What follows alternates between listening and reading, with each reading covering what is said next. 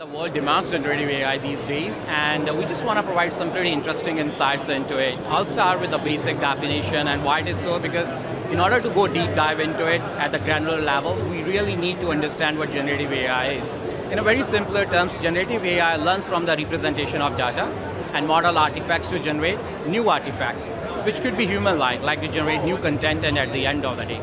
The most important artifact in this scenario is while building a generative AI solution is the data, right? And why it is so. So we've been researching and looking into it, like why exactly that's the case is. So these days people believe that ChatGPT is the kind of the only AI. I think it's one of such an application started from GPT-1 to 2, 3, 4 with an enhancements. But it's just one of the interface. AI is the bigger play and the bigger demon to take care of, right? And what it is all about. So I'll start with the concept of data here. So let's expand the model of QNQ, which we'll be looking at. Q stands for quality of data, N stands for newness of data, and Q stands for further quantity of data. You can ask me, why quality of data? It definitely matters because it actually helps you to reduce model ambiguity.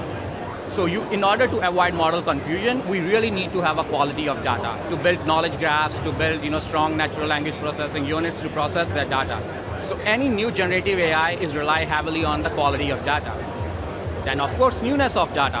What that exactly means? It means like whenever you're building AI models, you really need to find a way to implement a mechanism to keep on feeding the new data. And it's a very important thing, and people really need to look into it. And why is it so, if you ask me? Very simple part is that data is expanding at a rapid pace. It's rising at an exponential rate. So for models that you deploy like a month ago might not be entirely in a update stage if you are not going to feed the new data.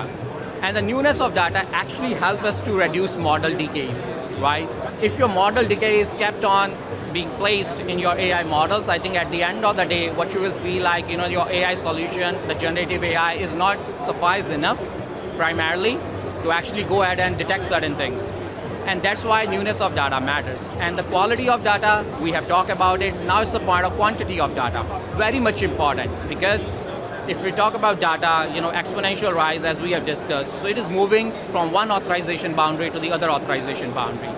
From the perspective of AI models or algorithms for testing and automating to check the efficacy of these AI models, quantity of data also matters. So all these three characteristics, Q and Q, actually help us to design and build strong AI generative solutions, and that's why we really want to look into it as well.